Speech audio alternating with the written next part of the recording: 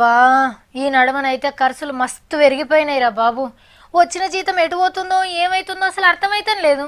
ఎట్లనైనా చేసి ఖర్చులు తగ్గియాలి అని అనుకుంటారు మనసుంటోళ్ళు. నెలల ఏడేడా ఎందుకు ఖర్చు ఎక్కువ పెరిగిందో అన్నీ రాసుకొని వాటిని తక్కువ చేసుకునే పని చేస్తాం. పాల కాడ, కరెంటు బిల్లు కాడ, కూరగాయల కాడ, ఐతారం ఖర్చులు ఇట్లా అన్ని లెక్కలేస్తాం. గీళ్ళు కూడా అట్లేం చేస్తున్నారు అనుకో రాదుండ్రి. ఖర్చులు తగ్గిస్తందుకు ఇంకో పని ముంగటేసుకున్నారు బ్యాంక్ వాళ్ళు. రాత్రి 11 దాటితే ఏటీఎంలు బంద్ పెడతారట. అన్ని కాదు, రాత్రిపూట ఏడేడ ఏటీఎంలకి మంది తక్కువ వస్తున్నారో చూసుకొని వాటికి మాత్రమే రాత్రి 11 కాంచి పొద్దుగాల 6 దాకా తలుపులేసి తాళం వేస్తారట. రాత్రిపూట ఏటీఎంల ఏసీల కరెంటు ఖర్చు, సెక్యూరిటీ గార్డుల ఖర్చు తప్పినట్టే.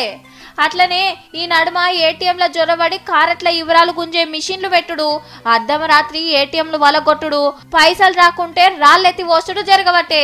గందుకే రాత్రిపూట కొన్ని ఏటీఎంలు బంద్ చేసే పనులున్నారు. ఈ ఈడికి మంచిగానే ఉన్నది గాని పగటిలి పూట ఎన్నో ఏటీఎంలు పైసలు లెక్క ఎక్రియబట్టే. కస్టమర్లు తక్కువ వస్తుందని కొన్నిటికి తాళాలేసినట్టే పొద్దుగాల ఏ ఏటీఎంల కారెట్ పెట్టినా పైసలు వెళ్ళే పని చేస్తే బాగుంటది.